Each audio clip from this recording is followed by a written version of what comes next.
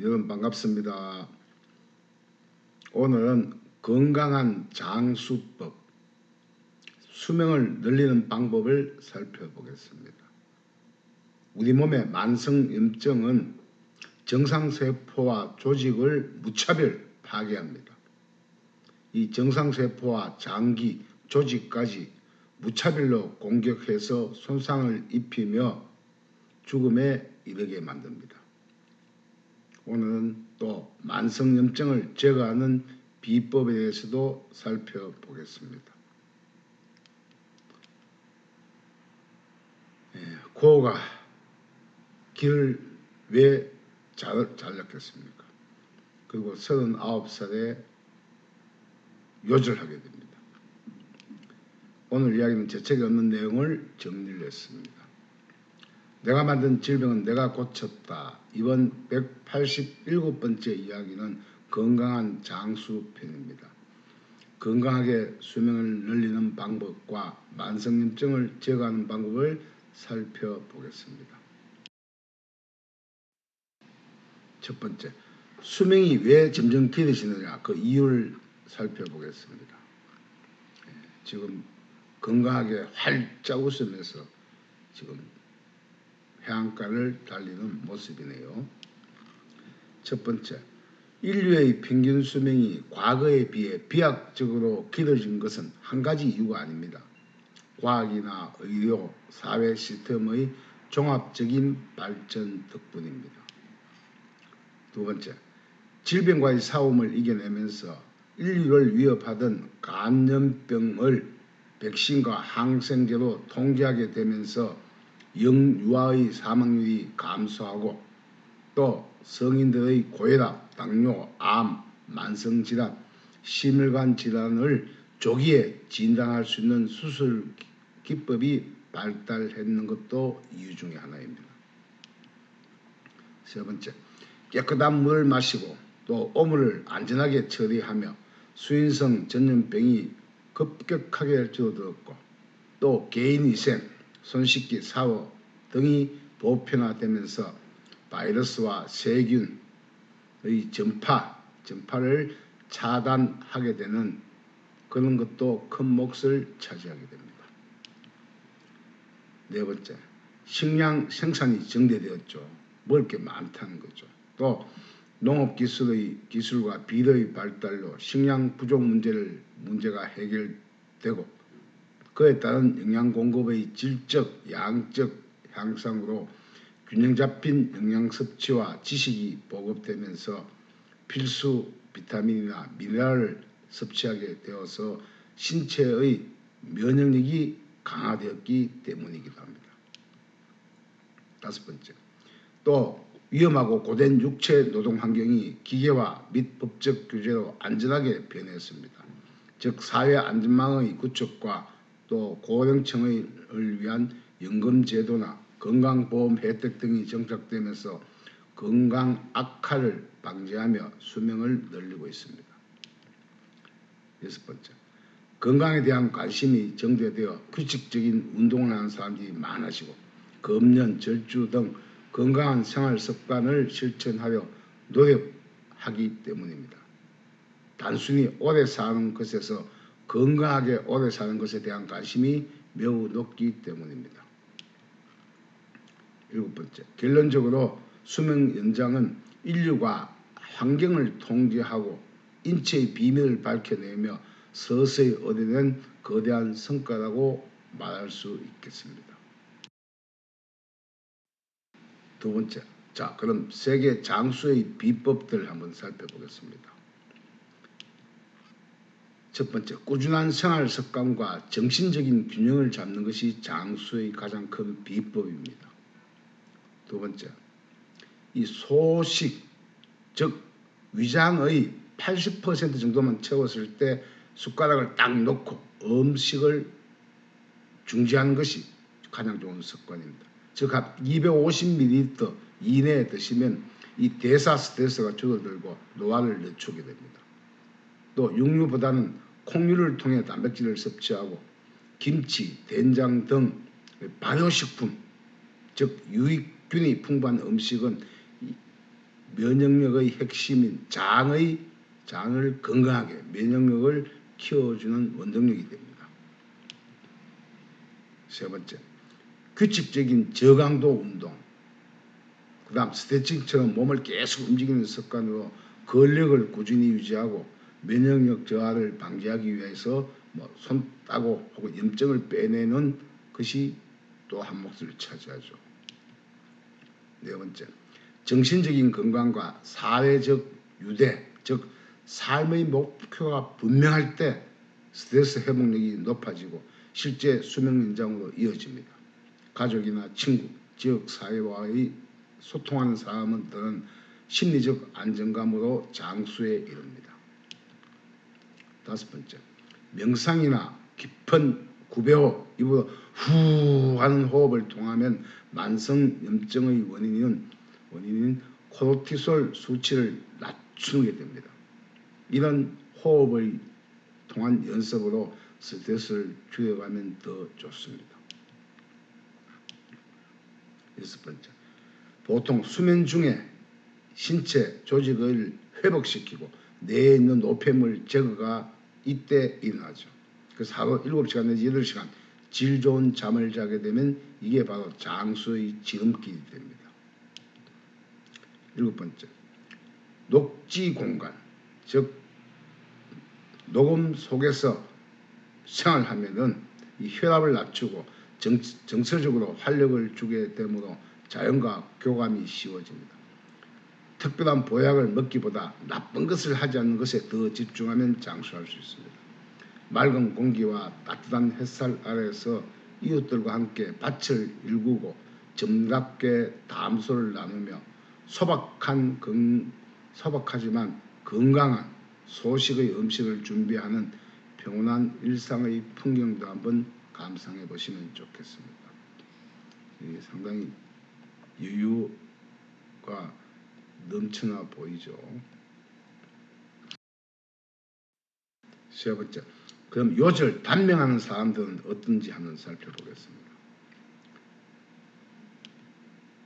이 고어는 32살 때 그림을 시작해요.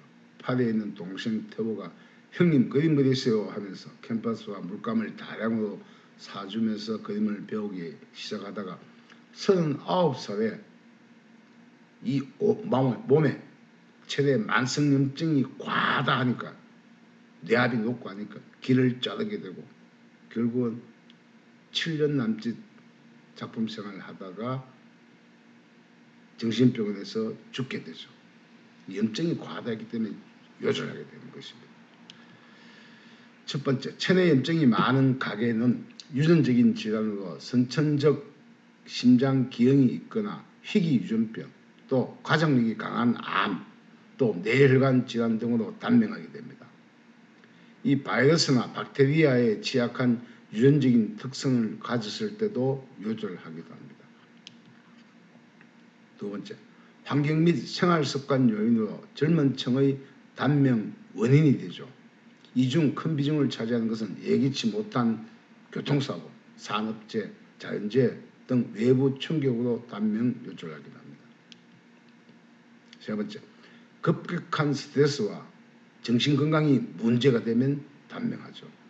극심한 정신적 고통은 신체의 면역력을 급격하게 저하시키고 때로는 극단적인 선택으로 이어지기도 합니다.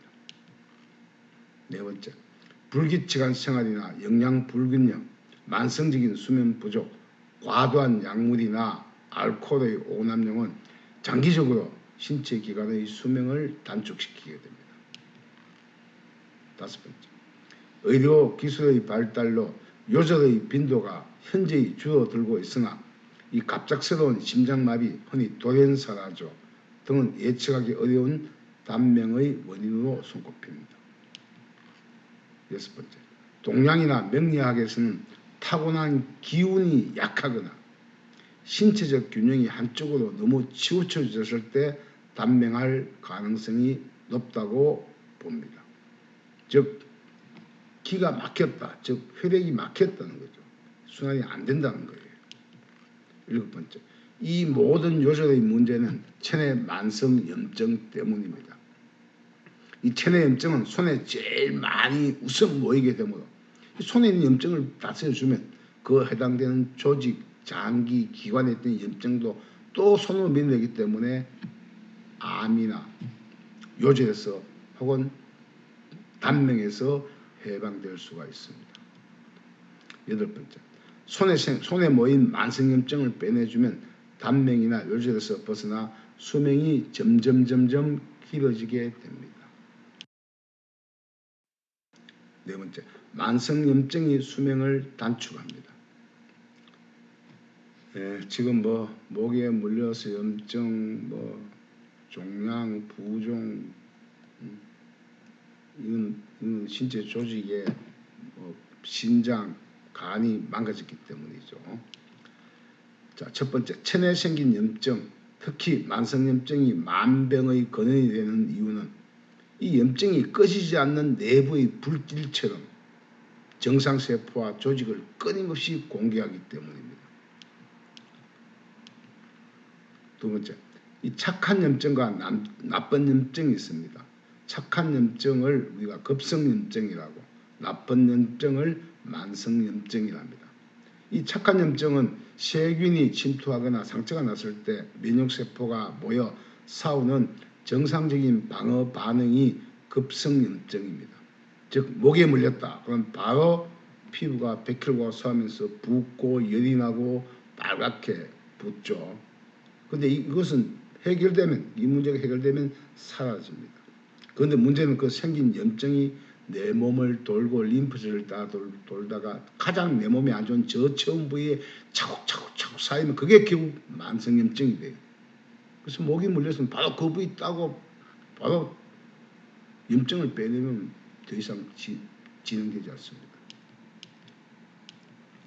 세 번째, 나쁜 염증은 눈에 보이는 상처나 통증 없이 미세한 염증 반응이 몸 안에서 수개월에서 수년 동안 지속되는 상태입니다. 그래서 이 만성염증이 질병의 주범이고 이 만성염증이 내 몸의 장기와 세포 조직을 전부 공격해서 암이 되기도 합니다. 네 번째, 이 나쁜 즉 만성염증이 질병을 만드는 과정은 정상세포와 조직을 끊임없이 파괴합니다. 체내 염증이 만성화되면 면역세포가 과도하게 활성화되어서 사이토카인이라는 염증성 신호물질을 지속적으로 뿜어내게 됩니다. 이 물질들이 주변의 정상세포와 장기, 조직까지 무차별적으로 공격하여 손상하고 파괴시키고 활성산소를 더 많이 만들어냅니다. 다섯 번째, 나쁜 염증은 혈관 손상, 즉 동맥을 경화시킵니다. 염증은 혈관벽 안쪽에 상처를 내고 침투를 합니다. 여기서 이제 콜레스테롤이 엉겨 붙으면서 혈관이 딱딱해지고 좁아들게 되고 동맥 경화가 진행이 되죠. 또 이런 부위에는 이미 적혈구가 양이온을 띄어서 서로 엉켜 달라붙어서 또 혈관을 막기도 합니다. 그래서 염증 때문에 결국은 양이온을 띄고 동맥 경화가 온다는 이야기예요. 여섯 번째, 나쁜 염증은 DNA 변형과 암을 발생시킵니다. 지속적인 만성염증은 세포의 대사 과정에서 활성산소를 대량으로 만들어냅니다. 이 활성산소가 세포의 유전자, 즉 DNA를 구조적으로 손상시키는데 손상된 DNA가 제대로 복구되지 않고 비정상적으로 정식하면 결국 그 부위가 암으로 발전하게 됩니다. 즉 위암이 되고 간염이 간암이 되는 것입니다. 다섯 번째, 자, 만성염증이 모든 질병의 원인입니다. 위장과 십이장 사이에 꼭꼭 숨겨둔 여기가 바로 췌장이죠. 이 췌장이 나빠지면 당뇨병이 생기죠. 첫 번째, 만성염증은 인슐린 저항성을 유발하여 당뇨병을 만듭니다. 염증 물질은 세포가 포도당을 흡수하도록 돕는 호르몬인 인슐린의 신호 전달 체계를 방해하고 또 세포가 인슐린을 알아내지 못하게 되면서 혈액 속 당이 세포로 들어가지 못하고 혈당이 치솟는 2형 당뇨병이 발생을 합니다. 두 번째, 이 만성염증은 뇌 세포를 공격해서 퇴행성 질환으로 만듭니다. 뇌에는 외부의 물질을 차단하는 장벽이 있지만 온몸에 만성염증이 심해지면은 뇌 속의 면역세포도 자극을 받습니다. 이로 인해 뇌신경세포가 서서히 야금야금 파괴되고 변형되면서 알츠하이머, 즉 치매나 파킨슨병과 같은 퇴행성 뇌질환의 위험이 크게 높아지게 됩니다. 세 번째, 만성염증을 유발하는 주요 원인은 환경적인 충격입니다. 뇌가 이기지 못하는 충격, 소리, 온도, 습도, 바람, 화상, 구타, 충돌, 이런 충격이나 일상 속에서 염증을 키우게 됩니다. 즉 모기에 물리거나 화상을 입거나 구타를 당했거나 또 식습관의 문제, 즉 액상과다, 설탕을 과잉 섭취했다, 혹은 정제 탄수화물, 즉 흰밀가루, 혹은 트랜스 지방이 많은 배달 음식, 이런 거 먹게 되면 결국 만성염증이 된다는 거예요. 또 가공식품 등이 이 만성염증을 유발하는 원인이 됩니다. 네 번째, 한편 지속적인 정신적 스트레스는 코르티솔의 호르몬 분비의 불균형을 초래해 면역계를 교란하고 염증을 점점 더 많게 촉진시키게 됩니다. 다섯째, 특히 우리 내장지방, 소장 주위에 달라붙은 내장지방은 그 자체로 염증 물질을 끊임없이 분비하는 거대한 염증 공장의 역할을 하는 것이 바로 내장지방이에요. 또 수면 부족, 운동 부족, 흡연, 미세먼지 등 환경오염 물질들이 결국 염증을 축적하고 그것을 만성염증으로 질병을 만드는 것입니다. 여섯 번째, 이 몸속의 방어군, 대식세포, 백혈구 혹은 면역세포들이 통제력을 잃고 내 몸에 나를 스스로 갉아먹은 상태가 오래 지속되기 때문에 체내에 생긴 만성염증은 반드시 빼내야 됩니다.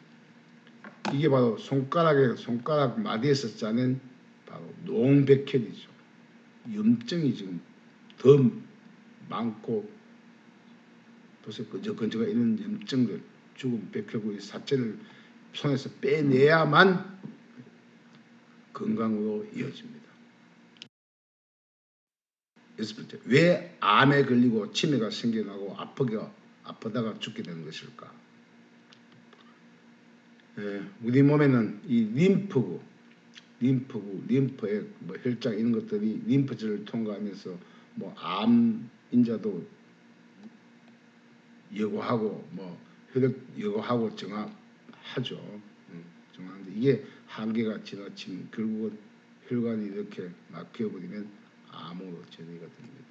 첫 번째, 암은 염증이 생긴 부위에 활성산소가 암을 만들고 치매는 염증이 뇌에 모여 뇌 압력을 증가시켜 서서히 저산소증으로 기억을 상실하고 아픈 곳은 염증이 한계에 이르면 심한 통증과 질병이 생기게 됩니다. 한편 반대로 몸이 좋아지면 피부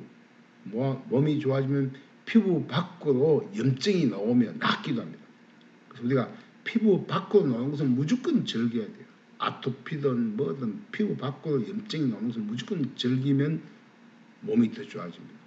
그걸 즐기지 못하고 염증이 몸 안에 축적이 되면 죽음에 이르기도 합니다. 두 번째, 따라서 암은 해당되는 조직에 염증이 쌓이고 암이 발생하면 손으로 염증을 보내기 때문에 사전에 손따기로 예방하는 방법은 바로 손에 모인 염증을 빼주면 치료가 된다는 이야기예요. 세 번째, 치매는 폐에 염증이 서서히 쌓이며 뇌의 압력을 동시에 높게 만들며 체내 염증 지수를 전반적으로 높게 만들어서 서서히 뇌의 저산소증으로 기억력이 쇠퇴하다가 서서히 알츠하이머, 치매 증상이 나타나게 되는 것입니다. 네 번째, 인체의 조직들이 아픈 이유는 염증으로 저촉 부위가 생기게 되고 그에 따라서 만성염증으로 혈액순환 장애가 생기면서 이를 치유하려고 아프고 통증이 나타나게 되어 다양한 질병의 명칭을 만들어내게 됩니다. 다섯 번째, 한편 몸이 호전 좋아지면 이 몸 안에 있던 염증들이 피부 밖으로 빠져나오고 바락해서 막 빠져나와요. 빠져나와서 그걸 더 빼주면 질병이 낫기도 합니다. 현대는 요절의 빈도가 줄어들고 있으나 저체온이나 면역력이 약한 가게는 돌연사, 심장마비 등 예측하기 어려우므로 반드시 손따기로 예방하는 것이 최선입니다. 6번째, 손따기는 제가 50여 년간 연구한 결과로 인체의 염증은 손으로 먼저 보내기 때문에 오장육부의 기관을 손으로 보내서 보호하므로 손의 염증 정보를 잘 읽어서 빼내주면 장수할 수 있게 되고 수명이 연장되게 되고 젊어지고 건강해진다는 원리입니다. 공짜니까 시도해 보세요. 7번째, 이 기본 손따기로 체내 만성염증을 빼내며 암이나 치매를 예방하고 수명까지 연장이 됩니다. 자, 우리 몸에 인체의 모든 것들이 손에 이렇게 다 연결되어 있어요. 폐, 심장, 간까지, 갑상선 모든 것 손에 다 연결되어 있습니다. 첫 번째, 인체의 염증이나 노폐물은 심장에서 가장 먼 쪽인 손의 염증의 하치장을 만들기 때문에 손만 잘 다스려주면, 즉 체내 손의 염증만 빼내주면 체내 만성염증이 모두 빠지게 됩니다. 두 번째, 염증이 빠지고 나면 몸이 달라지기 시작합니다. 손에 나타난 이상 징후를 찾아내어 손따기로 다스려 주시면 더 빠르게 쾌유가 됩니다.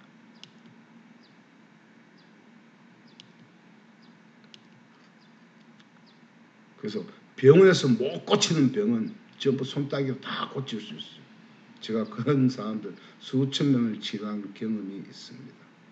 세 번째, 기본 손따기를 해 주시면 체내 만성염증이 빠짐으로 수명까지 연장되는 의학이 바로 손따기 혈류의학입니다. 네 번째, 이 기본 손따기 딸 점은 간단해요. 손가락 중지 두 번째 마디 다사, 약지 두 번째 마디 나사, 금지 두 번째 마디 라사, 그리고 가, 마 표시되어 있죠. 다사, 마, 가. 요것만 따주면 됩니다. 5곳밖에 안 돼요.